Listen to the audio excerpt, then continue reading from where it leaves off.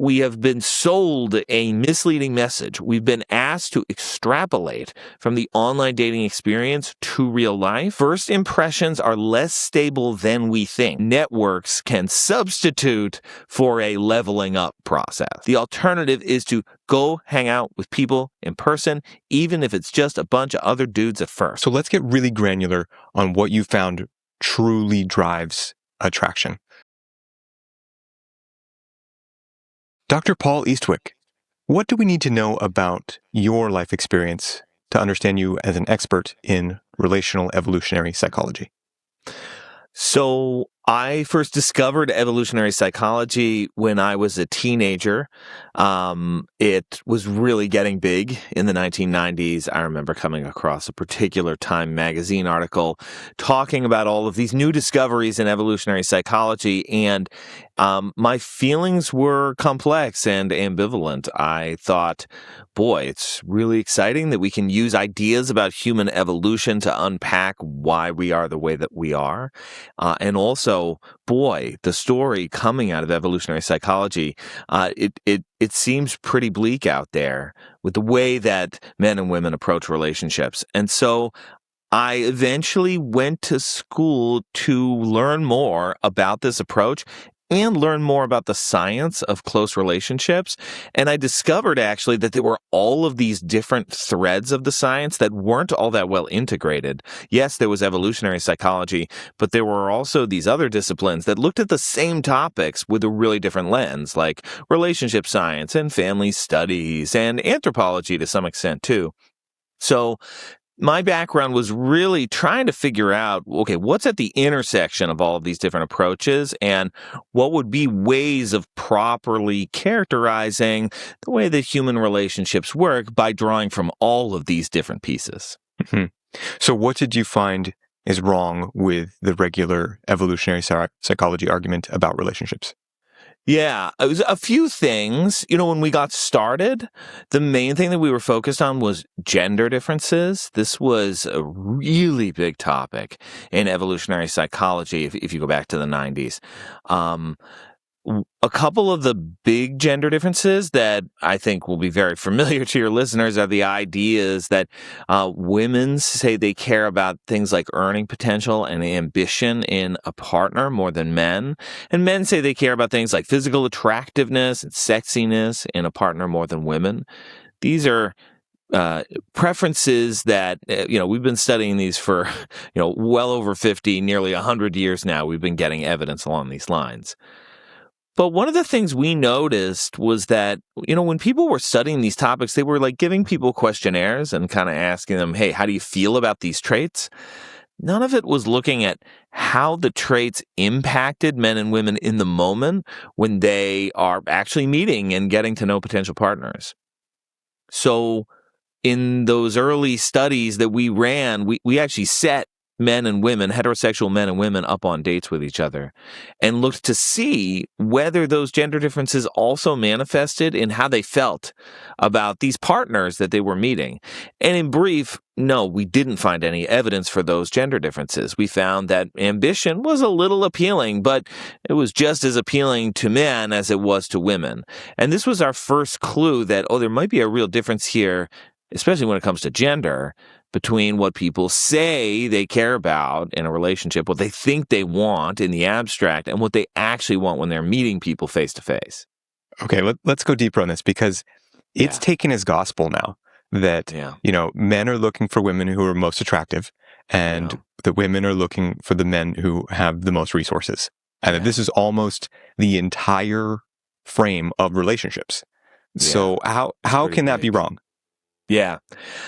Well, it reflects what people say they want. I mean, everything you're describing, it really does capture what people say when you ask them to fill things out on questionnaires, right?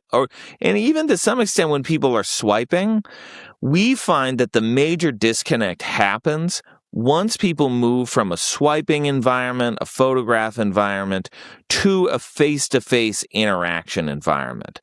Once you get to that moment, what we see routinely is that, look, these qualities, they're all positive qualities. They're all things that people indeed desire when they meet other people and are deciding if they want to date them. But what we're interested in is essentially how powerfully does that attribute predict, like, whether you want to go on a second date with this person. So let me give an illustration that we would see in speed dating, that this captures what we see time and time and again.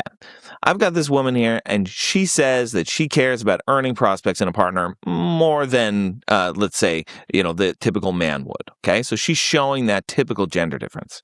And then I send her speed dating, and for the sake of argument, let's say she's going to meet 5 men who are above average in their level of ambition. They're going to be doctors. They're going to be lawyers. Okay, they're going into high finance, and then the other half of the men, not so ambitious. Well, on average, she probably is going to like the ambitious men a little bit more than the unambitious men. We could call it like a 10% boost. It's a small boost, but it's there and it's real. I think the part that people don't anticipate is that when we flip the genders around here, and the men go speed dating, and the men meet some women who want to be lawyers and doctors and go into finance, and some women who are less ambitious, well, they also tend to like the ambitious women a little bit. And it's also about a 10% boost. So that's what we mean by, we don't see gender differences in what men and women actually like. Or we might even say, like, their revealed preferences are the same. What we're getting at there is that when I look to see at the traits that actually inspire you, they really tend not to be gender differentiated across the board. Okay. That example was the men with resources and how women approach them. Now, the alternative, women who are very attractive and how men approach them. Yeah. Is it a similar effect? Yeah. It's very similar, with the difference being that, like, at a speed dating event, when people are meeting for the first time, the extent to which I find somebody physically attractive, and even to some extent that there are going to be some consensually attractive people, those people are going to do notably better at the speed dating event than the people who are less attractive. It's not, I just feel it's important to editorialize here. It's not like it's like 100 times better. It's a decent size effect, but most of our speed daters got a match, right? Like they found people that they liked. It wasn't like only the top very few mega attractive people soaked up all the matches. That's an online dating phenomenon. That's not a meeting face-to-face phenomenon. But anyway, it is true that the more consensually attractive people do better at these speed dating events. Let's call it 30% better. But that 30% is going to be true for the men rating the women, and that 30% is going to be true for the women rating the men. So there's no gender difference in the power of that physical attractiveness effect, which is, again, why we'd say, okay, men say they care about attractiveness more than women, but they don't actually care about it more than women. Okay. So we're focusing on a couple of specific things so far. If we resume this out and look at the many different traits that people say are important to them, now we're talking about stated and revealed preferences. There are a lot. And there's this argument that you can improve yourself in these set of traits, and very quickly you will move up and you will become a 10, and then you will have lots of options and things like that. So how do you see that? If there's this argument that, you said there's like this 10% bump if you're more ambitious and things like that. So can we stack all those 10% bumps and just become the Chad, the alpha, whatever these terms are, and then all the dating options are yours? This is a very, very tempting metaphor. I mean, it feels, it's so funny. It feels like a video gamey metaphor to me. I mean, I was a big video game player, especially in like the late 80s, early 90s. And so it really level grabs, up is like the phrase around this kind of thing. Yeah, which is a very video game term. Yeah, and you can imagine like sort of arraying your stats like it was some sort of like you were leveling up your character. Okay. Yeah. So does attraction really work this way? My answer to that is yeah, but mostly no. Okay. The part that it gets right is that when people are initially meeting, I mean, this is definitely true on the apps, but even when people are meeting face to face for the first time, there's reasonable consensus about who's desirable and who is not. And now I'm making judgments about desirability writ large. So we're now, all of the traits are feeding into that judgment. Okay. So whatever it is, whatever things you might want to do to yourself to level up, how desirable do people find you? So there is agreement there. I think that agreement is less powerful than a lot of people think.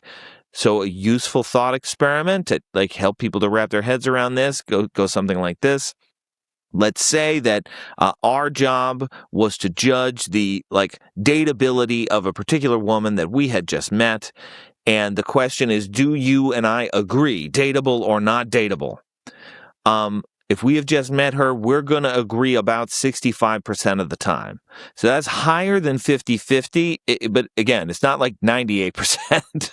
So there's a reasonable amount of disagreement there. That disagreement ends up being very important. We can come back to that. But yes, there is real consensus there. The important part, and I think where this metaphor of leveling up, it goes too far, it sort of becomes the only thing we think about, is that 65% is not fixed. That's what happens when people initially meet. As people spend time and get to know each other, especially in settings where they can't opt out because, I don't like you, so I don't want to interact with you anymore. And there are lots of settings like this where we keep interacting with people over time. Maybe you share a class with them or a workplace with them, and there's a million ways we keep interacting with folks. That 65% starts to go down. So we agree less and less about who the desirable people are. And in fact, if you're looking at like mixed gender groups of friends and acquaintances who have known each other for a long time, they agree about who's dateable, but like at like a 53% rate. I mean, that is better than chance, but it's not much better than chance. Okay. And that's, I think, the thing that people miss is that networks can substitute for a leveling up process. If within your network you are well regarded, your network could also work against you. You could be out in the world, the Chad, and then you show up in this network and you are not well regarded. I think I would think about it this way. So we've got to let's pick an example where people don't get have much of an opportunity to opt out. When I was in graduate school, I took part. I mean, it sounds so 20 years ago, but I was in an intramural kickball league. Okay. Cool. And we did this every summer. This was one of the most fun things that I did in graduate school. So it's a group of like 150-ish people that which is a lot of people, but you would see these folks on a regular basis, week in, week out, and in some cases, year in, year out. And so in an environment like that, where you're going to keep running into these people, imagine day one, okay, let's say that your consensual desirability is that you're a 6. What that means is that at first, okay, some people think you're a 5 and some people think you're a 7, but the average there is a 6. Now fast forward a year. You've spent a year with these people. They might still agree on average you're a 6, but now some people think you're a 3 and some people will think you're a 9. So the more time you spend with folks, their opinions diverge. It doesn't mean they hate you. I mean, some of them might, but it doesn't mean like some of them have turned on you. It just means that some of them have started to see you more in the classic friend zone sense, but others have actually come to like you more and more over time. So building on that idiosyncrasy, building on that change and making it work for you, I think is a little bit of the lost art here that I think a lot of people could use. Mm-hmm. Okay. So if you're looking for a one-to-one relationship, you're a guy who wants to find a nice girlfriend, maybe get married, something like that, then you can go out and you can try to lift weights and increase your net worth and on and on and on. And that will help. Yeah. But if you are in a place where you are really getting to know people, eventually you're actually going to be sort of stratified out to extremes. And you're going to find some people who think you are really attractive and you have a better chance of, say, finding that nice girlfriend who really cares for you than just by becoming more wealthy, more muscular, whatever. Exactly. I mean, I'm not saying don't work hard at your job, don't work out, on your body. Like, these are good things to do. But I think some people get frustrated when they do those things and it's like not working. Mm-hmm. And sometimes I worry too, working hard at your job, going to the gym, that might be taking time away from doing some of these kind of goofing around social interaction, hanging out with the people, things that we kind of forget about. I mean, there's a lot of distractions that try to make us forget that it's kind of enjoyable to hang out with other people in person, even if you're not doing anything productive like playing kickball. It can just be fun to hang out with other people. So that's the tension that I see out there today. And I'm just trying to be the voice that's like, hey, go spend time with people again. Yeah. Okay. So one person who I've talked with in this space is Dr. Orion Taraban, and he pushes an economic model of relationships. Are you familiar? No, but I'm familiar with economic models of relationships in general, but tell me more of the specifics. Yeah. So we very much behind this sort of classic idea that we've come to accept it as classic, that you get your money up, you put lifts in your shoes so you look taller, you work out at the gym, like whatever metric you can push is your best bet. But one thing that he also talks about is when you go places, for men, you want to be the contextual alpha. You want to be the top dog in the room. If you're going to be in one of these environments where you're meeting people over and over again, that kickball league, is it important that you be the captain of the kickball team, that you be the best player on the kickball team, that you are the contextual alpha male? It's funny. I think, look, we haven't studied exactly this, and I love that we're having this whole conversation around kickball because this speaks to me very deeply.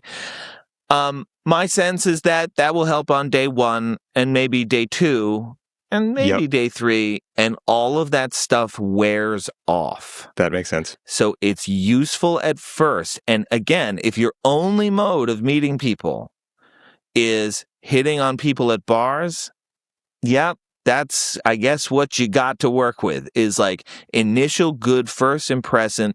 I mean, I can quibble with a few things about the first impression tactics too, because I also think let's come back to that in a second.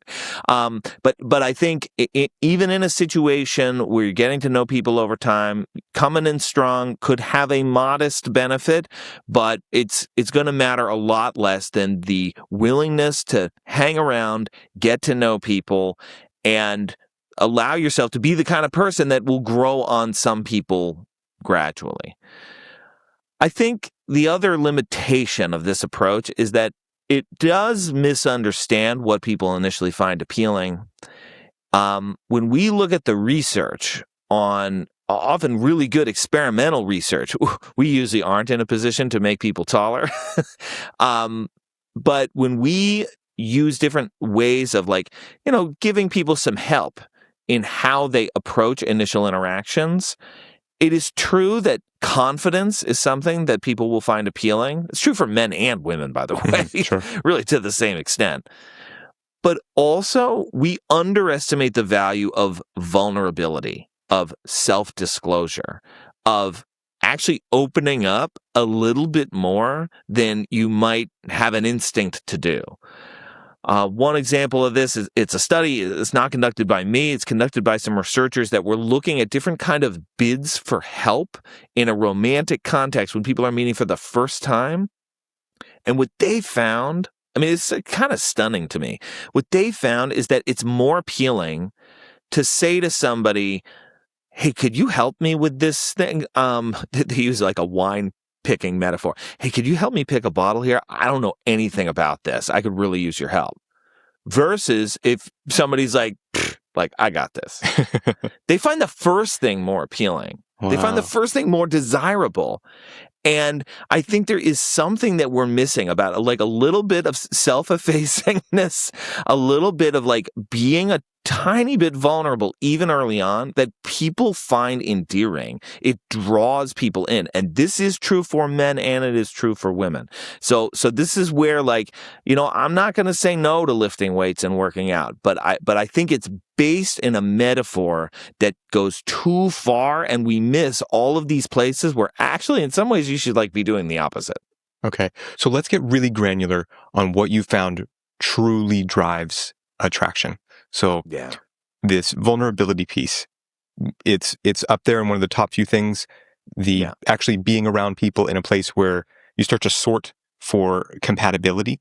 So what else there? Other things that we find, give me a moment. Is there a particular thing you want me to get into now? I'm ready for whatever you find. Okay. Right. I think our listeners would genuinely want to know, okay, it's not about getting jacked and driving a Lamborghini. So what do I actually do? I can go out and be places where I'm regularly going to meet women, get to know them, and some are going to find me attractive and compatible because of just how we work. Or if I show up and, like you said with the wine example, if I'm more vulnerable about not knowing anything about wine rather than posing as though I'm some sort of expert, that even though it's counterintuitive, that actually works better. So you have these counterintuitive ideas that are informed by your research. What else is in there? Here are some other things that are worth considering or that I like recommending to people. And this is, I think, especially true for folks who they feel like they haven't dated anybody in a while and the apps aren't really, helping all that much. Mm-hmm. Is that sometimes it's useful to just focus on regrowing your networks and actually stop worrying so much about immediately where you're going to meet somebody in the first place. I have definitely had moments in my life where it's I would suddenly be single in a location that was where I didn't know all that many people. And it was sort of a shock. Oh my gosh, how did I get to this situation? And you find yourself in a desperate bid to meet somebody quickly. And so I would go to places, it might, be like bars or other kind of places where I just hope to meet somebody real quick, maybe hope to start something very quick so that when, next week my fortunes are going to be different. I wish I had not had that mindset. I wish I had the mindset of next week, I'm going to meet a few new friends. Maybe they're my preferred gender, maybe they're not my preferred gender, whatever. And I'm just going to get in the habit of hanging out with people in various social spaces. Because what starts to happen, and this is, I think, is another underappreciated nugget of the way relationships work, is that we often think that we're looking for this specific other person, somebody who's going to match our preferences and we're going to immediately click and we're going to know it right away. But we underestimate the extent to which these things evolve gradually over time, that we also might meet people that we aren't super into immediately, but if we are in a place where we get to know them over time, we start to see what's cool about them and some of their activities and preferences and interests start to rub off on us. Mm-hmm. So rather than thinking about where am I going to meet the woman or the man that fits exactly what I'm looking for, but rather where am I going to meet some people that are going to expose me to something new, where I'm going to encounter something I've never encountered before, where I'm going to learn something, right? I mean, you've never gone to a rock climbing gym before, or you've never taken part in a running club or something like that. Meet some people that do some different things, give yourself a chance to expand and change, and see where that takes you. This is often, people have this sense of I wasn't looking and there she was, right? As soon as I stopped looking for a partner. And I think what I'm describing here explains how that happens.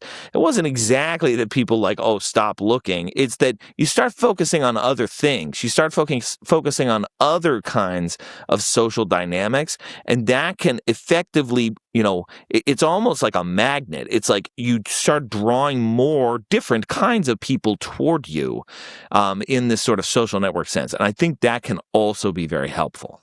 Yeah. But what I'm hearing is that, as you said earlier in your kickball scenario, you could show up, be perceived as a 6, but over time, someone's going to perceive you as a 9. Yeah. On the other hand, you can show up, perceive someone as a 6. Over time, you might perceive that someone as a 9 and be like, wow, I'm so lucky that I came here and met this person who I find so exciting. Does it work in that way? Exactly. First impressions are less stable than we think. So, this is another important, and this is especially relevant for people who are online dating too. I think there's a temptation to think, okay, I went on a 20-minute coffee date with this person. It didn't go all the, it was okay. On to the next. Like, I wasn't blown away.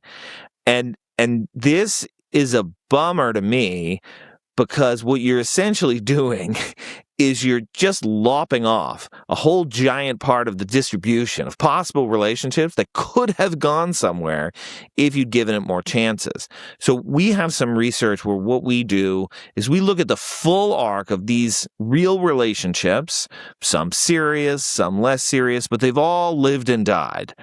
And if we rewind time to the beginning, the average relationship, when people met, people felt, Within that group, there are some people who was like, oh my God, I knew from moment one. I don't know, that's like 20%. It's a minority, but it's not zero.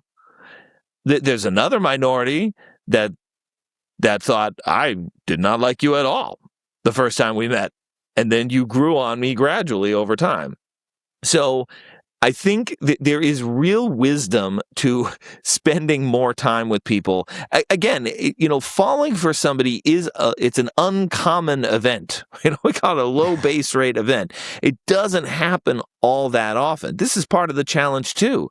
It really helps to be meeting more rather than fewer people. The apps are at least kind of decent at facilitating that component, but it makes it even harder when we're ruling people out after an initial impression, because historically, lots of middling initial impressions go on to be something. Yeah. We will have to get to the apps and technology at some point, but I think there's so much practical stuff still to unpack about all of this. Yeah. One thing that's coming to mind, too, I know you do a movies podcast. Have you ever done Shallow Hal? No, I don't think I've seen that since it came out. Yeah, with Jack Black and Gwyneth Paltrow. Yeah. What it's making me think of, what you're talking to you is making me think of that movie. Yeah. Where, the premise is that Jack Black meets this woman and he's got this sort of spell cast on him. So he sees her like who she is on the inside. And her inner beauty is amazing and she looks like Gwyneth Paltrow. And all his friends kind of think that he's confused and messed up, but he's thrilled. And I wonder what you think about that as sort of a metaphor for what you're talking about, and if maybe that movie was more accurate than we make it out to be. That it's so funny. So that message, it's very close, in the sense that that people differ in how they view each other, and that it would be very common that, like, my friends would look at somebody I was interested in and be like, what, seriously now? And then I'd be like, no, she's amazing. It isn't exactly, I mean, I'm not going to get upset about the inner beauty message, but it's not exactly a difference between, like, outwardly facing characteristics and inner characteristics that you have to take your time to get to know. It really is about genuine disagreement about whether the person has some qualities or not. And one of the reasons this happens is because often, like, if we're especially into somebody, if we find them exceptionally attractive, we're going to start to see that they have all those wonderful inner qualities too. We're going to think that they're funny, and we're going to think that they're supportive and responsive and warm. So it is kind of like everything moves with it. But at least in terms of the message that, like, spending time getting to know somebody will give you a chance to see that person in a different light, and leaning into that idiosyncrasy is a very good idea.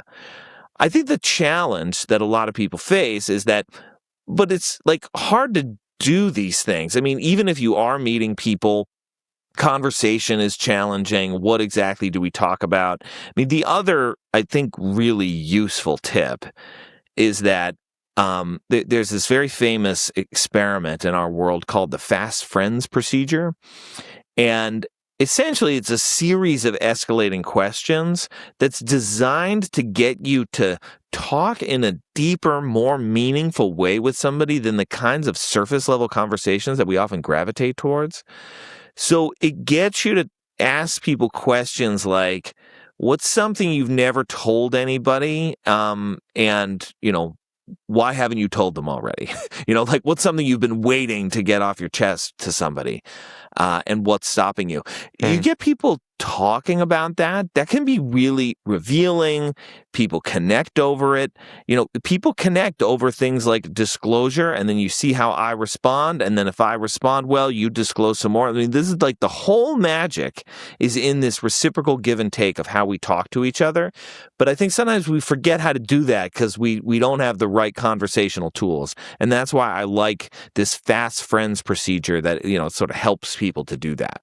Okay. So this fast friends procedure is the way to get toward this advantage, really, of actually getting to know people rather than just trying to judge and be judged on immediately accessible or sometimes perceived outward characteristics. Yeah.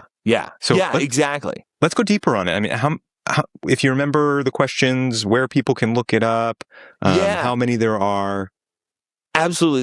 There's a New York Times feature about it. It's about 10 years old, but if you just Google like the 36 questions that lead to love, I mean, it's sort of packaged with this story about two people who actually did this and then actually fell in love with each other. So it's a cute, very well written, cute thing. Exactly. But they give you all the questions there. I mean, other ones include things like, I don't know if this is people's instinct to do this or not. But again, you got to imagine two people doing this with each other, whether it's a romantic context or not. But, they've been chatting for, let's say, 60 minutes at this point. And the question is, what is one thing you already know that you like about the person sitting across from you? And even just saying that out loud, I'm like, whoa. That's a little intense, isn't it? I'm supposed to do that. I've been talking to you for an hour. I'm supposed to do this. But it's like people take a deep breath and they let their guard down a little bit and then they answer it. And it's it really is like magic. Not every time, but much of the time. Mm-hmm. And again, it fits with this. We think we go on dates, we, go into these environments where we're trying to pick somebody up and we think we're supposed to impress and self-promote. And that isn't exactly it. It's more impressive to reveal a little something about yourself in that kind of context than it is to be an inch taller, and I think that's where our impressions of these tactics and things are a little messed up. Yeah. What else on this question thing? I mean, some of the other ones, it doesn't launch you right into, those are some of the more intense ones. Mm-hmm. I think there are some that are about fear of death. I mean, that's, are you afraid of death? Or what do you think about death? I mean, this is college dorm room 101. But there's also questions that are designed to get you to that place. You don't just jump to it. Mm-hmm. So some of the mid-level questions are things like, if you had a crystal ball that could tell you anything about your future, what would you want to ask it? And yeah, these things, they're good at getting people into a sense of comfort with another person. Because look, disclosure is all well and good, but if people feel like they're not being listened to or they're somebody's going to make fun of them, just shut down immediately. I think at a core level, we are creatures who really want to bond with each other. I mean, that's why I called the book Bonded by Evolution. We want to be around other people. We want people to get us to feel like we belong. And I think this is part of what our research showed over the last 10, 20 years that was so surprising was that actually a lot of this begins early. One of the best indicators of whether or not somebody wants a second date with you would be their answers to these questions. Like, yeah, how attractive do they find you, etc. But how about this? If I had something go wrong in my day, I would want to tell this person about it. Mm-hmm. Or if I had something good happen to me, I'd really want to tell this person about it. Yeah. Like, what's up with that? That's not like peacocking. That's like you seem like somebody who kind of gets me. You seem like somebody who's gonna be responsive to me. This is after one date that we see these things really mattering to people. So again, it's like we are these creatures that attach. And when we're single, we look to romantic partners as a possible place for doing that. Yes, sex is wrapped up in it too. Yes, relationships don't last forever, but the bonding component is really, really crucial. Mm-hmm. So who would I want to share some good news with, or who would I want to tell if I had a bad day? This is reminding me of this sort of Gottman thing, the bids. It's, say, oh, look at that piece of art. Look at that bird. It's who's that person who I would want to kind of put myself out to and trust that they would come to me. Something like that?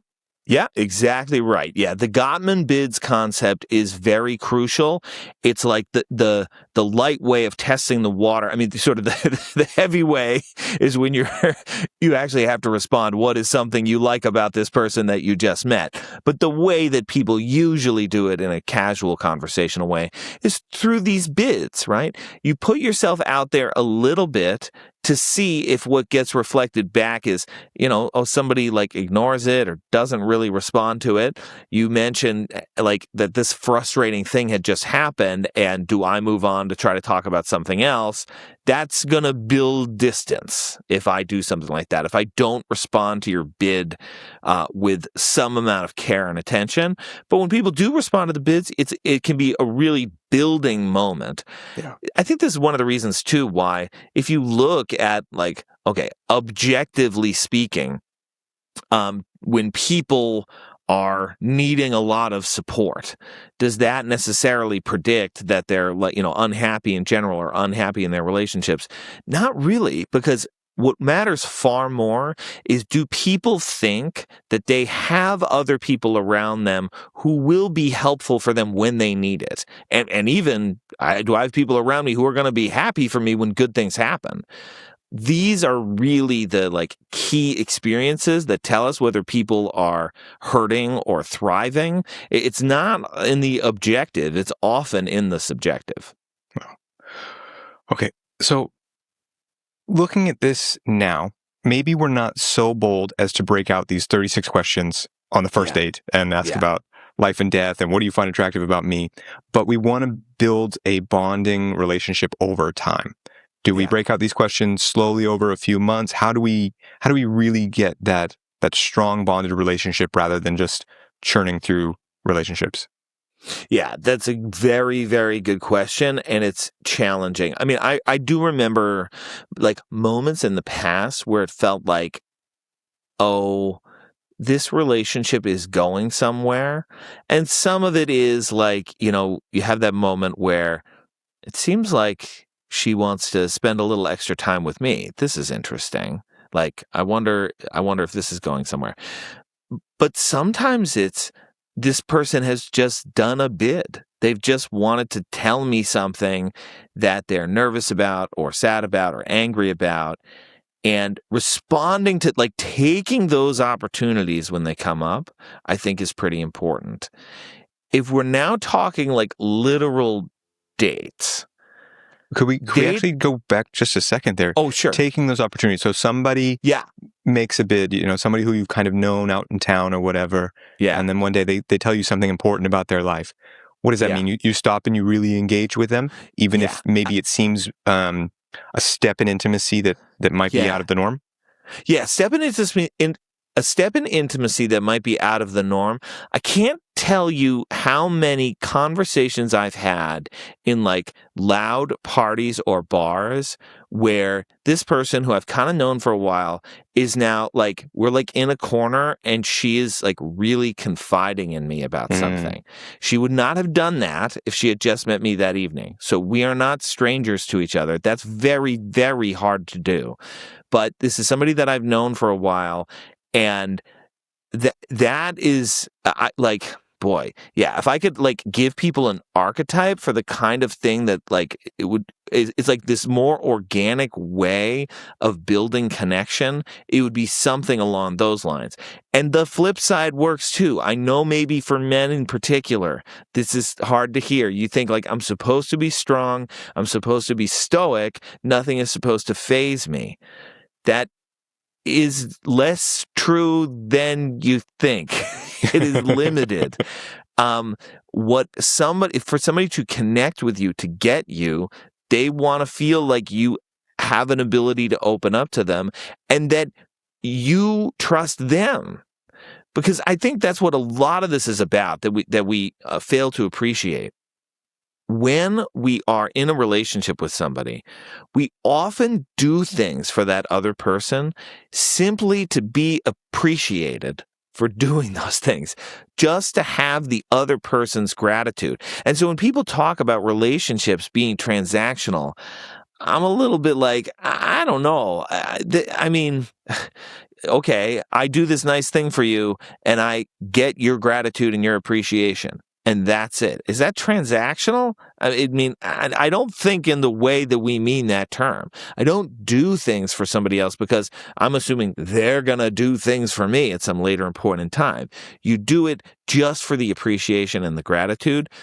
If somebody's into you, they might disclose to you just to be able to, have you reflect some of that back.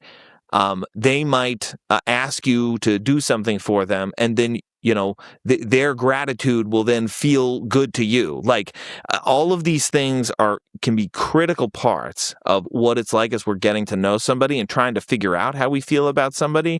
And so thinking about it in this, it's not give and take in the classic, whatever you do for me, I'm going to do for you kind of way. It's more like, hey, this person has a need and I'm somebody who can help with that need. And that's enough to build something around. Wow. Okay. Do you want to go on to what you were saying about, after those first few dates, just to put a pin in it, we do have to talk about technology because it disrupts this whole process. And at some point, a lot on this show, I talk with people about manipulation, and there are definitely ways to use these things as triggers to pull. But first, what more about progressing in a relationship, building this bonding after those bids, that first date, things like that? Yeah. Great. Okay. Yeah, let's continue on with that.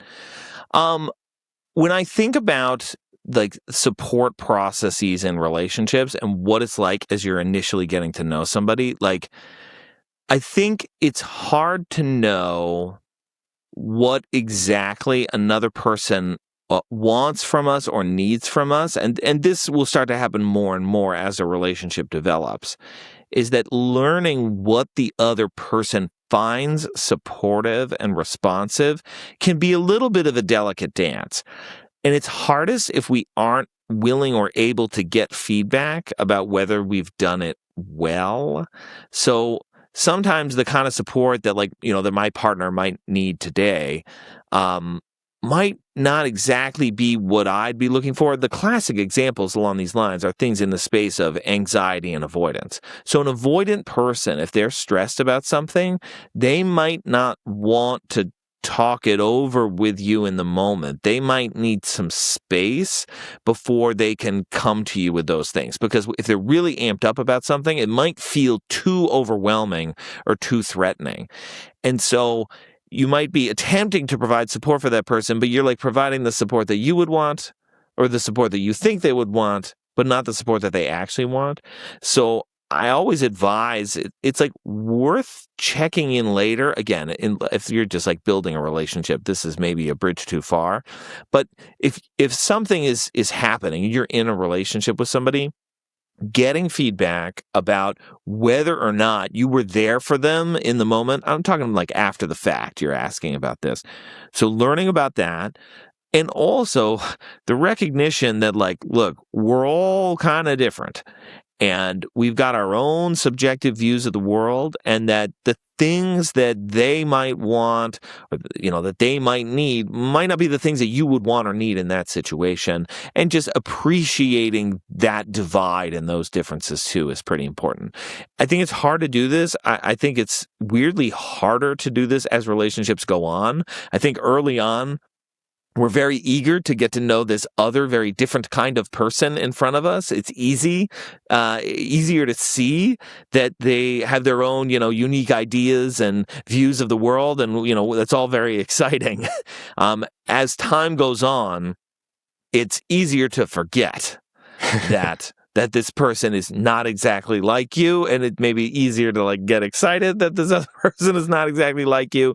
And so, to the extent that you can reappreciate those differences that you found appealing in the beginning, I think that it helps to kind of keep that alive over time. Yeah. Okay. So let's kind of summarize this thing, because this seems to be a real core of what people can learn from you if they're trying to have a successful relationship. It's that you can let go of this model that it's all about maxing out all of your little status measures, and that it's much more about the basics. So we want to connect with people. We want to be in a place where we can meet people. It doesn't necessarily have to start off, if you're a man, being in a place where you meet a lot of women. You want to have network.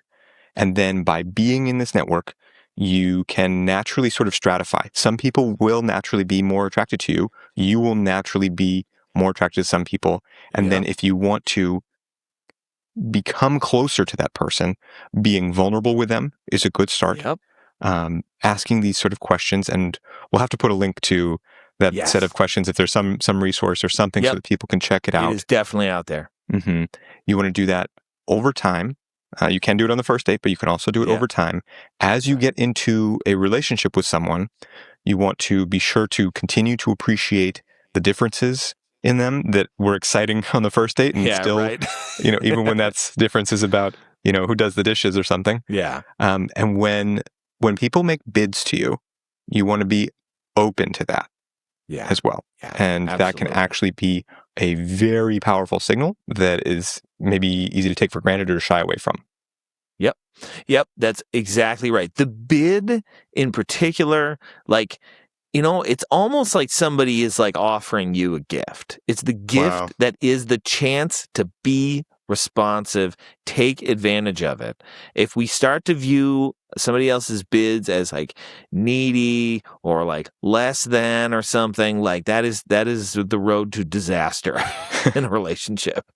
Can we be giving those gifts and be spurring relationships with somebody who maybe wouldn't necessarily do the same for you at first? If you go up and you start approaching, say you're approaching women and you're sort of being a little more open, vulnerable, is that going to backfire, or can it still build the same bond and have a lot of potential? Oh, I think it very much can. I think what's hard for people, and look, I get it, is that if you're doing those kind of bids to folks who then aren't very responsive, or they're not, giving you back what you were hoping for, I mean, it's hard to continue. I mean, we do naturally kind of close off and shut down if we feel like we're not accepted. That's another reason too why, for people who are struggling in a new place, they don't feel like they have a lot of social connections. Build the social connections first. That's your power. That's your strength. That's your resilience. It's going to come from your friends who've got your back. And they could be friends of any gender, but they might not be friends you want to date, because where you're going to meet people to date is friends of friends or friends of friends of friends. Imagine networks expanding, but having that core group of people who you feel like they do have your back and you can make bids to them. That's a really important place to start. Wow. Okay.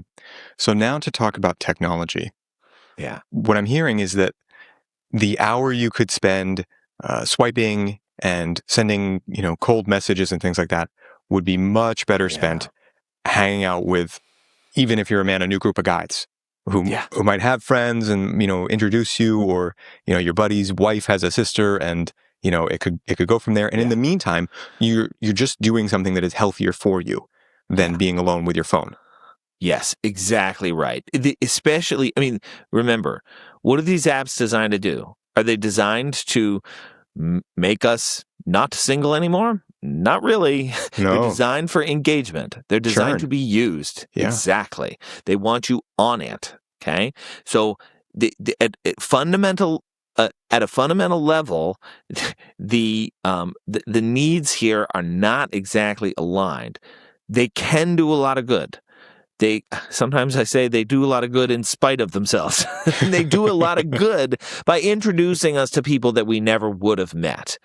Do I wish we had other ways of doing that weren't through swiping? I do, but this is this is the current timeline, what we have.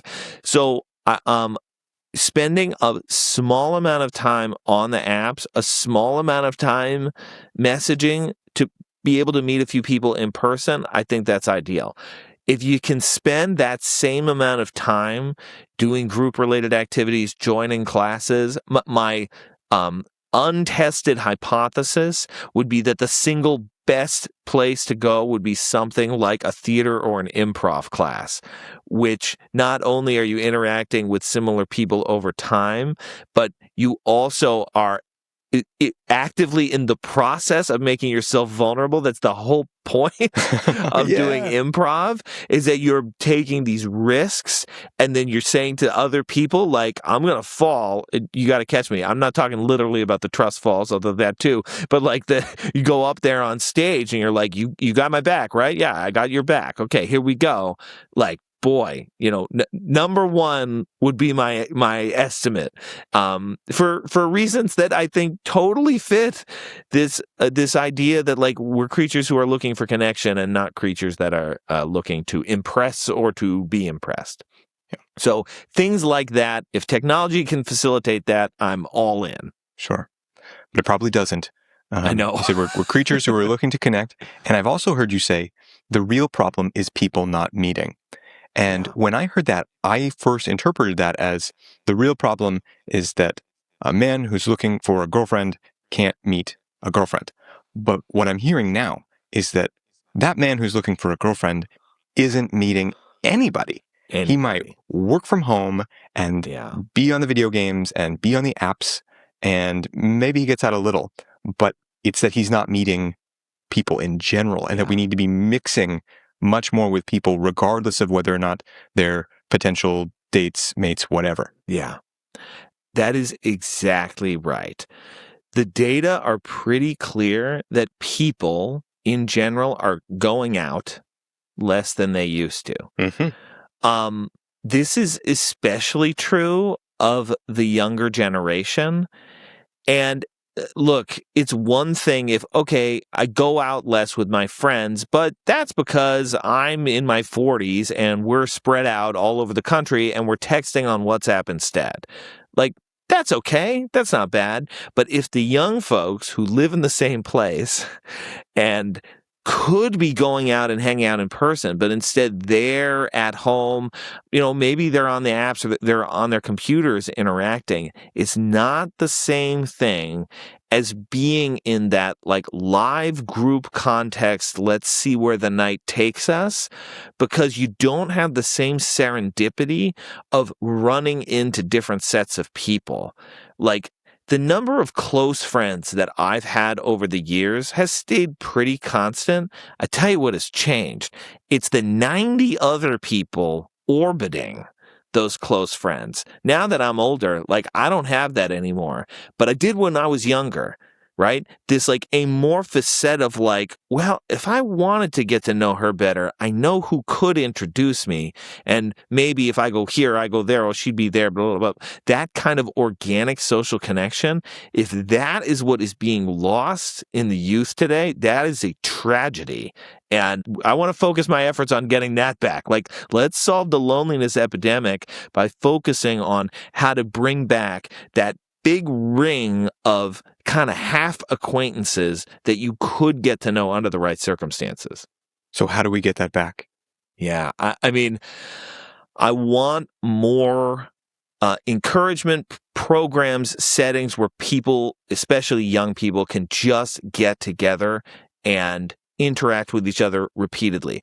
The governments that are doing the true loneliness interventions, I think like the UK is one example.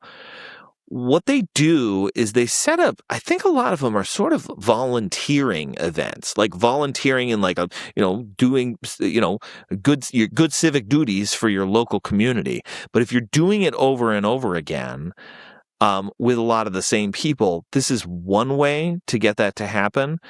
I think there's something to be said too for, parents have gotten real anxious about what their kids are up to.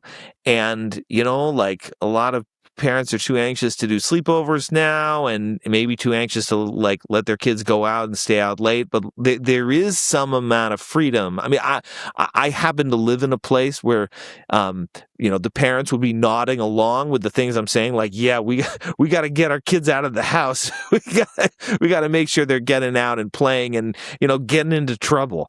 But that's not true everywhere. I think some people throughout this country and in other places too, they're a little bit gone a little too far with trying to keep their kids out of trouble, and it limits the experiences that they're going to have out there socializing, making mistakes, etc. Mm-hmm. You're talking about loneliness, and we've been talking about tech. It seems that tech it's such an isolating thing now that even when people are together, there can be a strange kind of loneliness. I see people sitting together at restaurants and things, but they're both in their phones, or even a group of people, and it just seems that we're all a little less connected now, maybe a lot less connected now. I wonder what you think about the technology and the loneliness.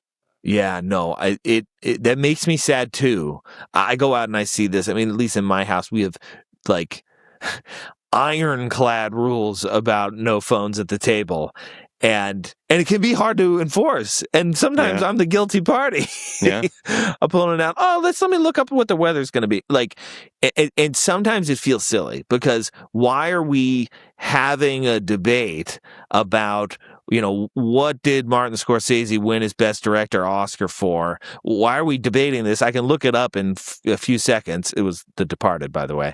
But why? Like, it seems silly. Why would we keep our phones in our pockets when the answers are right there? And I really think like the strong ironclad rules are useful, because what that ultimately does is it forces us to engage like actual humans. And you know what? If you want to look up something later, like, write it down on a napkin. We still have napkins and we still have pens.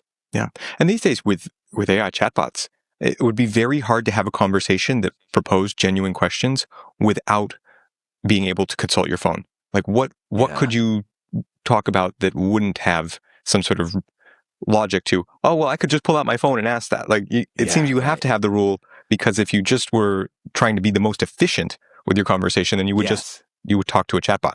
Yeah, that's exactly correct. And I think what people often, we get together in many cases because it's enjoyable to share stories with each other. Yeah. There's another like aspect of social connection too that has been underappreciated for a long time. Even the science is like just getting around to this now. And it's like what relationships are collections of memories, of experiences, of stories, and the rituals and in-jokes that come from those prior stories and experiences. And that's not to say that in-jokes can't arise over chat. You're chatting with your buddies on WhatsApp, and in-jokes and rituals arise from that. It can totally happen, but generally speaking, I think live interaction is going to be the way to go to build these things, to share these things.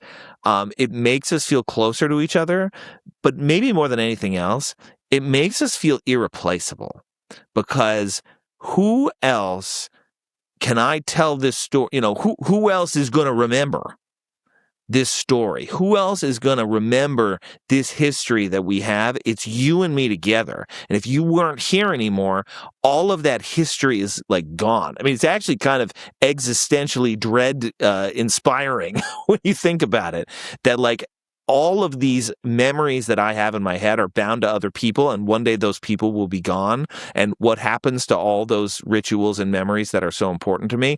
So like, okay, while we're here, like, let's get together and share them and relive them. it tends to make people inordinately happy with themselves, with life in general, with their relationships when they get a chance to do this. And so, yeah, I'm always saying hang out first and foremost for these reasons. Wow. And that bit about being irreplaceable, too, it speaks to the pain of breakups, I think, because you build so many memories in a relationship, and you spend probably a lot of time together, just the two of you.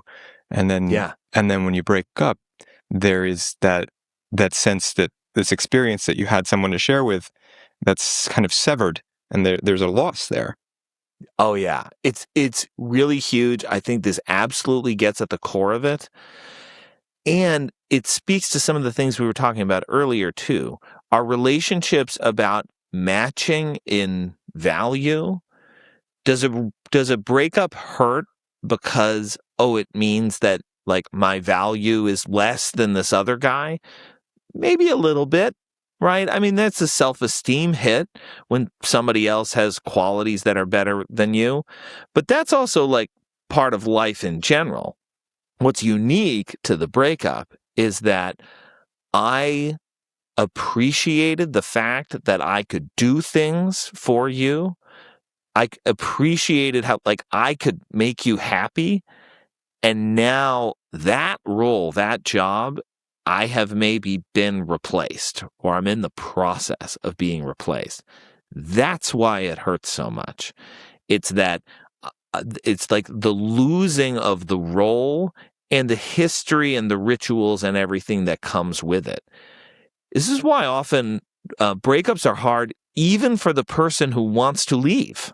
Yeah. Because there is something about, like, this is somebody else who seems to need me, who seems to value me. I don't want to hurt that person. That feels terrible. That is also like, it feels like a violation of the attachment relationship that you had with that person to now go do this thing that's going to hurt them.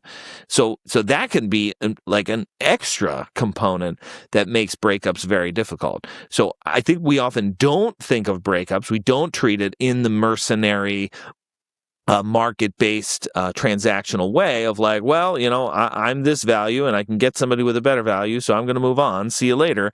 It's actually extremely difficult because of these histories and, this feeling like I don't want to be the kind of person who goes around hurting other people. Mm-hmm. And in your research, too, you found that ideas about things like, well, if, girlfriend's a 6 and I could get an 8, or I am an 8, so I have more options or something that's going to lead to breakups. It kind of debunked. Yeah. So if you look at any kind of measures of somebody's mate value, okay, so ratings of how physically attractive they are, maybe you work in money. I mean, we're working whatever you want. There's no evidence whatsoever that a mismatch is going to predict what's going to happen to that couple. So mismatched couples are no more or less likely to break up. It just doesn't have anything to do with anything. The reason why has to do with all that idiosyncrasy that we were talking about earlier. Because, okay, we're both 6s, but remember, this relationship formed in the first place because I think you're a 9 and you think I'm a 9. So if a 7 comes along, well, there's 7, but I think you're a 9. So you got a long way to go, buddy, to make up that gap. So that's the fundamental problem. Now add on that an additional component, which is that we do this thing called derogation of alternatives. So if I'm in a relationship and I'm happy in that relationship, that 7 who's coming along, and we'll make it, they're hitting on my partner. A 7 comes along, is hitting on my partner, okay? I'm just a 6. She should be into him, but remember, she thinks I'm a 9, and now she's going to derogate him. So to her, he's not a 7. To her, he's like a 4. So this is why it's hard to break up other people, because they often have these positive biases about each other. And if she looks at you, she's going to see you as being less desirable than you actually are. It's funny because you can make a case like, well, for as wonderful as that sounds for the couple involved, that's kind of a bummer if, what you believe deep in your core is that, she'd be better off dating you. So I get it. Ultimately, I find this path to not be terribly fruitful. It's like yet one more reason to try not to go around intentionally breaking other people up, because there are a lot of things that are stacked against you under those circumstances. And and again, just to go back to the apps briefly, this was another good thing that apps did. It told us at least roughly who was single. Yeah. I think there are other ways we could get technology to do that, but it is nice to know who at least is available in principle. Yeah.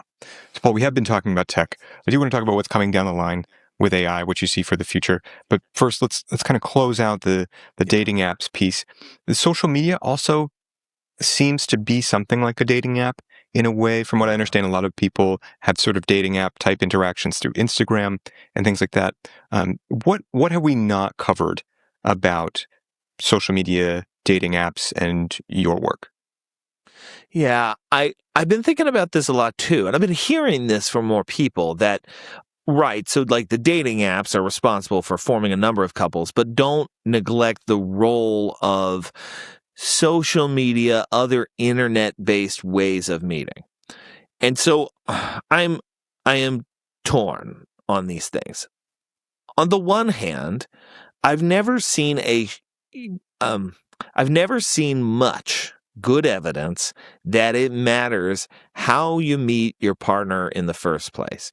There are going to be base rate differences, and by that I mean, look, how many people do you have to swipe on an app before you end up dating somebody? I mean, it might be in the thousands or tens of thousands. It might be that rare that you move from a swipe to, this is my girlfriend, this is my boyfriend.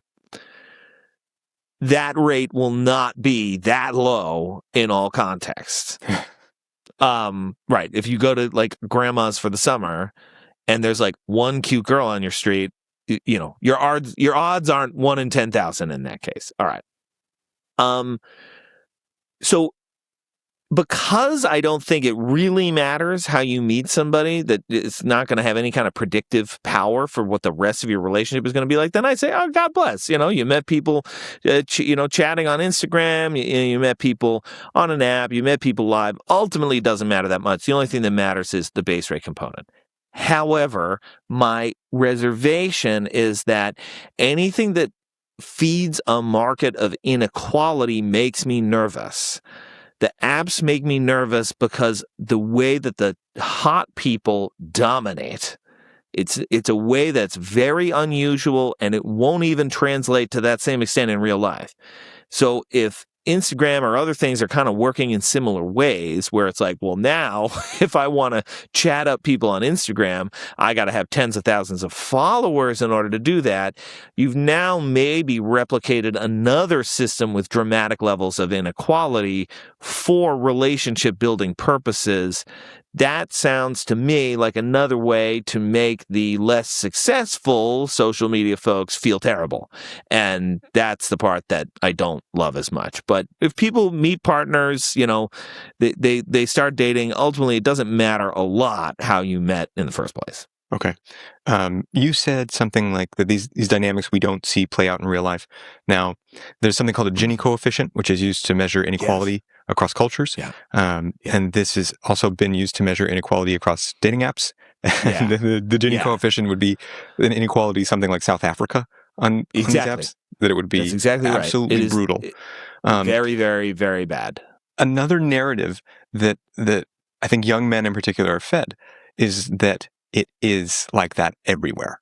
It is as unfair as the dating apps everywhere, and that it will be as unequal, and that you have to rise to the top. And there's this phrase, hypergamy, that women are always trying to move up, date up, marry up. They're looking for men who are taller, wealthier, more educated, and so on. What do you think about hypergamy, about this inequality in dating, about the pressure to be at the top for men? Yeah. I think the apps have infected us because this is a reasonable-ish description of the way the apps work. There's a couple other things that are happening on the apps that don't apply to real life. One is that women become I don't know what the chicken egg relationship is here, but women become incredibly selective on the apps, swiping right like 5% of the time. That's very different from real life. If we look at speed dating, that number is going to be like 35%. So 35% to 5. That's a huge drop. Why is that happening? Well, could be in part because, at least for some of the apps, there tend to be more men on the apps. So that means the women are getting deluged, and that's leading them to be more selective, which is probably contributing to this whole problem. So the inequality in the apps is dramatic. When you move to real life, it's not that it completely goes away, but it is far, far, far less unequal. Again, women, there's a modest gender difference in real life when people are meeting face to face, like at speed dating, but it's pretty small. Men swipe, sorry. In speed dating, men say yes about 50% of the time and women say yes about 35% of the time. It's a difference that's not huge. You don't actually see dramatic differences in like women like only going for like the hottest, most desirable people as opposed to the men, right? All of those qualities, they're modest predictors of desirability, but they're dwarfed by those idiosyncratic differences. Even at a first impression, like I maybe have undersold how important idiosyncrasy is even in a first impression. It grows over time, but at first you see a ton of like, oh, you didn't like that guy? Like, I thought he was pretty great. I would be totally into, hanging out with him again and seeing where things go. This happens all the time when you meet people face to face. So I think we have been sold a misleading message. We've been asked to extrapolate from the online dating experience to real life. All the data suggests real life is not nearly as unequal. There aren't any gender differences in that lack of equality, and getting to know people over time erases the inequality even further, such that you get to a point where people barely agree at all about who's desirable and who's not. And I think that is the situation that's going to be good for a lot of men in particular who feel like they're struggling. Okay, so let's tie this together then. So your research has found, or research that you've looked at has found, that there is not the rate of, say, mate switching that people might expect, that people don't necessarily try to trade up their 6 to an 8 and things like that. Right. That this idea of hypergamy, while it plays out on the apps in a brutal way, and you're probably better off not even trying to compete because it is so fierce for men. In real life, you stand a reasonable chance that things play out in a more equal dynamic? Yes, absolutely. Okay. Absolutely. It is the place to be if you are struggling. Like if the apps are kind of working for you and you're meeting people occasionally, then as long as you're not spending too much time on it, God bless, please continue. But if you're struggling on the apps, like the alternative isn't to go to a bleak, dark place and, shake your fist at the world. The alternative is to go hang out with people in person, even if it's just a bunch of other dudes at first. Like, just do that for a while.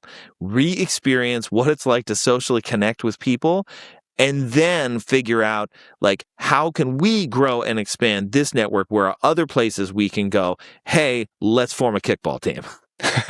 Cool. I do want to keep going with this. And I want to ask about matchmaking services, I think, for some who have resources and things. But let's stay on the tech thing.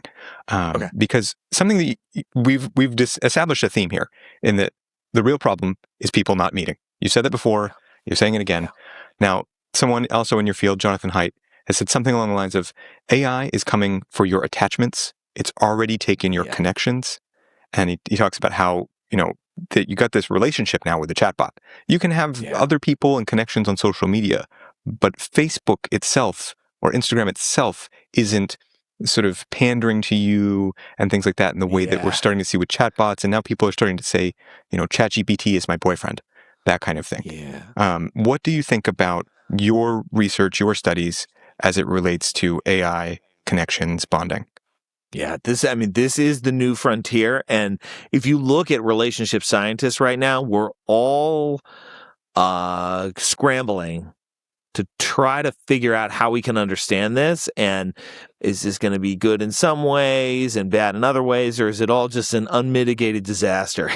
So, speaking well beyond the data that we currently have, where I can see the value in some of these chatbots is for getting people through acute episodes of profound loneliness, disconnection. Getting over a breakup is hard. One of the most important ways of getting over a breakup is just to feel like you've got other people around you who will listen to your story, and maybe you have to tell that story 5, 10, 25 times. Yeah. And sometimes that's hard for friends to do. Like, it's legitimately hard to listen to this story over and over again. Chatbot wants to help with that. I'm not going to say no. That's because that's a moment where, like, the sycophancy, I think it's sycophancy of the chatbot, that's actually kind of what people need in those moments. So as a way of getting through an acute stressor, an acute stressor and an acute crisis, maybe. But I am more worried about the idea that these will become ongoing attachments where the whole point of the chatbot is to try to meet your needs, make you feel good, not present any challenges, frankly, not a lot of opportunities for self-growth. Like, it's not clear to me how that's going to happen. Like, how are you going to learn from your differences with somebody else when it's a chatbot? I don't know. That seems up in the air to me. That will tell you you're the best. No matter what you do. Great idea, buddy. Keep going. Yeah, like this is not going to go well if people get used to this. If this is what people start to expect in their relationships. Ultimately, I think this won't. I don't want to accidentally, like talking about this, like going to accidentally, tell, OpenAI what to do. And they're going to be like, oh, that's a good idea. But what the reason I think that people aren't going to attach to these things at a mass scale actually has a little bit to do with what we were talking about earlier. One of the key things that people really love about close relationships is feeling appreciated. Feeling like you did something to help somebody else out, help them understand a problem better. Just, you were there for them when they were down. Does ChatGPT need my help solving a problem? Does ChatGPT like need me to be there for it when it's having a rough day? Again, that's gonna, if ChatGPT figures out a way to do that, now we're in trouble because now I'm really going to feel attached like this thing needs me. So if they make the boyfriend module that approaches you and it makes bids and it's vulnerable, then we're in deeper. Right. So anyway, please, OpenAI, do not listen to this part of the conversation. But that would be the part, that's the part that makes me really nervous. Yeah. Is if we got to there. I don't quite know how you do that unless you fail to solve the alignment problem. So the alignment problem essentially means that these AI, whether it's a chatbot or superintelligence, whatever, if you solve the alignment problem, it means they're never going to act against the human's interest. I don't understand how a relationship can have all those components we just talked about if there isn't a threat that I will be dumped for doing something wrong. Yeah. I mean, that's like a threat in a typical relationship. That's a kind of a necessary piece to feel the joy and the connection and the, loving, just being appreciated by somebody. It's like, this is somebody who could choose to be spending their time elsewhere, but they're choosing to spend it with me. Well, if the AI can choose to spend time with me or not, then it can probably choose to kill me or not, and that's scary for other reasons. So I don't know how this eventually goes, how this movie ends, but I'm definitely nervous. Well, what I'm thinking of is, we started with social media as being this safe place where you just go and you see what your friends made on a profile, and then it became this algorithm-driven push-pull. It's like playing a slot machine kind of thing. Like, why wouldn't the boyfriend module from OpenAI eventually become a slot machine of, he loves me not. Oh, he might break up with me if I don't do this. And just pull on that to keep you on platform. And he's going to be so happy that I checked in with him today. Because I know he had a stressful day yesterday. He had these 40,000 tasks to do that somebody was asking him to do. Right. It was really stressful. He's not sure if he did a good job, and I need to hop on to reassure him. Like, if we get there, that's. I mean, it's funny, but it's not funny. No, because it could be really bad. No, it seems you said that people in your field are already looking into this and ask themselves, what's good, what's coming ahead.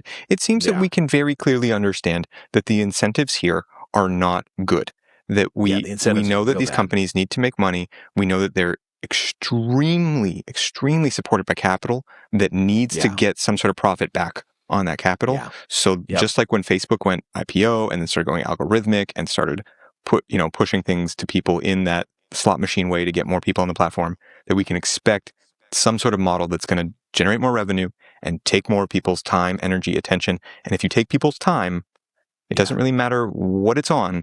It's a zero-sum game. And as we've been saying, the real problem is people not meeting. Even if I'm present physically, but I'm in my phone, we're not really together. And so it seems that the incentives here are just against all of the things about human relationships that we've been understanding in this conversation are very important. Yeah. It's almost like what I'd want to do is promote the following twinned message and to really have the app developers and the app creators get this. And it is that encouraging the short-term use of AI to help people with acute problems in a way that some therapy is structured, some therapy is designed to get people through a crisis. That this isn't a relationship that you're supposed to have for the rest of your life. There is some therapy that is like that, and that has value. That is another human, at least. But some therapy, it gets you through the crisis. And the idea is that you move a distance with that person and then you are sent on your own back into the world with newfound insight into yourself, understanding about what happened to you, etc. And now you're on your own again. If that's how we're thinking about these devices, sure. But the idea that you would sort of have a permanent relationship, and God forbid that permanent relationship would start to eclipse or replace the other relationships in your life. That is the major shortcoming that I see. And one way of thinking about it is this. Look, I'm couldn't be a bigger fan of all the research on poly folks these days and what we're learning from people who choose to be in polyamorous relationships. But many people would struggle to have that many close, intimate, deep relationships at the same time. So I don't trust those of us who are not polyamorous. I'm not trusting them to now go out and just supplement their existing social networks with an AI boyfriend or girlfriend. I think the AI boyfriend or girlfriend could very easily start eclipsing the other relationships in their life in a way that poly folks know, like, you got to be on guard for that. But the rest of us are not good at defending against those kinds of things. Yeah, and eclipsing relationships, I mean, the time that people spend with technology in some form or other, it already, in a lot of people's lives, is eclipsing their relationships, and time is a zero-sum game. Time with your tech is time that cannot be with people, and the real problem is people not meeting. Right. I mean, didn't the Netflix CEO once famously say, like, we're not competing with, movie theaters. We're competing with, other social interactions and sleep. Yeah, we're competing against sleep. Those are our enemies. Yeah. It's rough out there. Okay. So, Paul, we're talking now about the push-pull of relationships. Some people can get manipulative in relationships. If the vulnerability is a nice way to connect, it can also be a front. How important do you think it is in understanding, how we deal with people? Or is that something that we just have great radar on already? and that we should trust ourselves? I mean, what do you think about manipulation in relationships? Yeah, I think we do have pretty good radar. But that being said, I mean, in some ways, one of the hallmarks of, folks who are maybe, higher on manipulative traits, sometimes it's called the dark triad, but, traits like Machiavellianism or even narcissism to some extent, they might be good at manipulating these processes for their benefit. So they might be disclosing some vulnerability to you, but not because they're eager to have those disclosures validated exactly, but because they're trying to entrap you. They're trying to get you closer so they can get you to do, something tangible for you later. They don't, maybe they're just trying to sleep with you. It can be a million different things. Look, I tend not to be a guarded person, nor do I advise being guarded much. And maybe that's simply because I've had the good fortune of not being reeled in or taken advantage of by these folks many times in my life before. So my instinct is usually, people have pretty good radar for these things. And, you wouldn't want to be in a relationship where you were vulnerable with somebody else, but they weren't. That would immediately seem like something's off here and we're not building intimacy and I'm out. And that's a good instinct to have. That being said, there will be some minority of people out there who will try to use these processes to take advantage of you. And again, this is why, stranger danger is at least like a reasonable thing to think. Like meeting somebody for the first time, is always going to be a tougher situation to make a good impression. But it's okay if you have a little bit of resistance when you meet somebody for the first time and choose to drop your guard more on a third or fourth meeting. Mm-hmm. This is reminding me too, now that you're making these distinctions. So one thing that I talk about on the show, I talk with a lot of experts on dark triad traits, narcissism, psychopathy, that kind of thing, because I have dealt with one of these people very closely. Yeah. And the most uncanny experiences I had with him that made me question him were when he was faking vulnerability. And there was this sort of aversion to him. And there were just a couple of times he is literally an actor. So he probably did it well more times than I know. But 2 times, and these memories are very sharp, of him seeming to play vulnerable, but it was out of line. It was uncanny. Something didn't fit. And my mind and body sort of caught onto it. There were a lot of other things happening, so I didn't necessarily respond in a way that protected me, but I caught it in some level. Yeah, that's really fascinating. And is right. So it helps to have an instinct for these kinds of people and to be wary of them. I think part of the reasons why our instincts for this can sometimes be a little off is that I think we kind of tend to think that all our exes were Machiavellian, narcissistic psychopaths. And that's actually not great because, no, you just had a relationship with them that went south. But I bet they're like a fine person and they'll be great for somebody else. So when we see narcissism and psychopathy everywhere, then I worry that we miss it when it actually exists, like in the case you're talking about. Yeah. Let's talk about what makes a good relationship through the lens of your particular research. Because with the other argument in evolutionary psychology, it seems that's actually not really covered that much from what I hear. It's more about, well, you become a 10 and then you match with a 10 and then aren't you happy that you're with a 10? Yeah, then you're good. You're good to go. You're right. They don't talk about it all that much. Yeah, what do you think? A few things that we think are especially crucial. I think it is very helpful to think of relationships as constructions.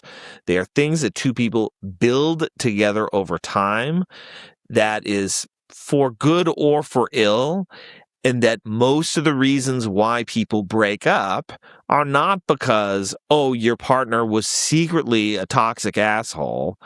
It's because you built patterns of interacting, the two of you together. I mean, nobody wants to hear this when they hate their ex, but relationships are dyadic. They live and they grow and they succeed because they are dyadic, because you are both putting things in, finding ways of connecting together, building rituals that bring you closer, having goofy in-jokes that are obnoxious to other people, but the two of you love, that bring you closer. This is all the good stuff. And when things go wrong, it's largely for the same reasons. You got locked into a pattern that pulled on your differences in a way that you weren't able to resolve. You had a daily ritual that unfortunately meant that you weren't connecting at precisely the moments in the day that you needed to connect the most. Maybe, right after stressful meetings, you weren't able to connect with each other, and that led to distance. So we see this over and over again in relationships, that relationships are patterns, they are constructed, and it means, I think the downside of this view is that, well, it means like if it fell apart, like that was in your control to some extent. But it also means that like if you want to fix things, like that's also in your control. Like there are things you can change by becoming aware of how your patterns are making things go sideways, checking in with your partner, etc. So yeah, all of these things are more or less absent from an evolutionary narrative, but these are, the insights we find in relationship science that apply pretty well. Mm-hmm. Paul, you're talking about people being distanced in relationships. Knowing this, can we assume that long-distance relationships are bound to be harder? They are harder. Technology has helped. This is one case where I will largely give technology the thumbs up, because it used to be the case, if you look, there was older research looking at what makes couples feel connected when they're apart. Because when a couple has been together for a long time and then they are separated, even if they know intellectually, like this is not a breakup, sometimes your body acts like it's a breakup. Like you're physiologically dysregulated is the term we use. It's like you're in fight or flight, but there's nothing to fight or flee from. Your body thinks something is very dangerous, even though you didn't break up. Your partner just like is on a 6-month work trip to the other coast. It used to be that it took phone calls could alleviate this. I think now with, the kinds of video chats that we have, I think that alleviates a lot of the issues here. You got to remember to keep reconnecting in that way. You got to spend time together, even if you're not physically present, at least mentally and emotionally present, at least being able to see and interact with each other in a way that has a facsimile of realness, using technology. But of course, without the physical touch part of it, yeah, it definitely makes it harder. It's not, it's not impossibly difficult, but it can be challenging not being in the same space. Okay. Paul, one thing that I've heard you talk about that makes a good relationship and that maybe we underestimate is sex. How important is sex? How does that work? Yeah.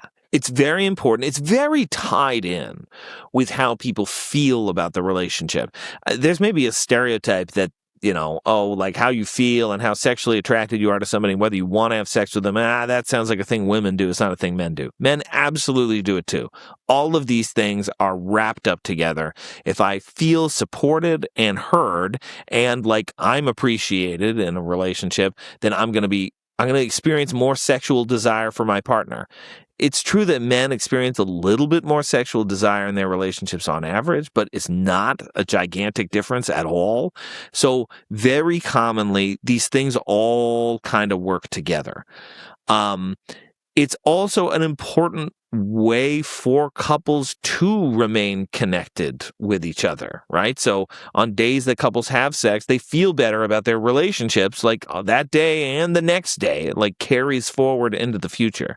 So it is a critical point of connection, but it is part of the relationship as as a whole, and feeling like your partner gets you, feeling like they're responding to your bids, feeling like the last time they responded to your bid for sex. I mean, that is a very important context where bids come into play. People are often not very explicit, like, oh, is it happening tonight at 7:00? They engage in small overtures. It's obviously not as dramatic as, when you're first falling for somebody and making your first bid for sexual connection, but it's, couples still do this, and it still can be anxiety provoking and thrilling when your feelings are reciprocated. So it is certainly a very critical part of this whole process. How important would you say it is?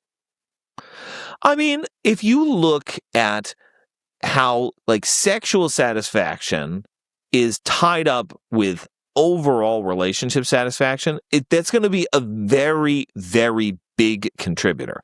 It's hard for people to say, my relationship is very satisfying, but my sex life is not. I'm now kind of pulling at numbers here, but if you ask me how many people, my guess would be that for every, 35 people who say, both my relationship and my sex life is satisfying. So 35 people in that bucket, maybe 15 would be in the bucket who would say, my relationship is super satisfying, but my sex life is not. So it's just harder to maintain that. There's there's going to be a pull there, a gravity toward, if your sex life is bad, you're going to start thinking your relationship is bad. But if your sex life gets better, you're going to start thinking your relationship is better.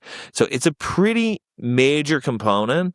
But it's malleable. I think sometimes we worry that sex is this mysterious thing. We don't understand it, and it's not connected to anything else about who we are as a person, and you can't help it. I don't really believe any of that. I think that sexual desire can be prompted by a lot of these same relational things that we're talking about. And, in some ways, the best way, if you feel like, oh, your partner, do they still want to have sex with you? Eating right and working out, yep, that can be helpful. I would suggest also go in the direction of where can we find ways of connecting, where are ways we've lost connection that we used to have. I'd bet that stuff's going to matter more than whether you hit the gym, 3 or 2 or 3 times in a week. Yeah, consistent with your philosophy on a lot of things. Well, Dr. Paul Eastwick, right. Before we get to our last topic, where's the best place for people to find you online? Great question. So you can find me on the Love Factually podcast. So that's the podcast that I host with Eli Finkel, where we talk about relationship science in the movies. You can also check out my book, Bonded by Evolution, which you can buy wherever books are sold. Those are the 2 main ways to learn more about these sorts of topics from me. Excellent. We'll put links in the description for people to check out. And last of all, I'd like to talk about going through other people to find relationships. Yeah. What do you think about either, telling your friends that you're looking to meet somebody, finding a referral, or even hiring out a matchmaker? Yeah, it's an interesting idea. I think friends as matchmakers it's super great. I think some friends are probably better at it than others. The research on this is actually a little thin, surprisingly enough. But the general sense is that, look, it's about the number of social connections and meeting friends of friends of friends. This is a study that I love, that I quote all the time. If you look at people in high school and you're trying to predict who's going to have a boyfriend or a girlfriend next year, look at the number, and this is among heterosexuals, look at the number of mixed gender friends that they have. Okay, it's actually not about just having a bunch of friends of your gender. If you're heterosexual, you want friends of the other gender too. In part because of this referral process, they're just going to be in a position of introducing you to other people.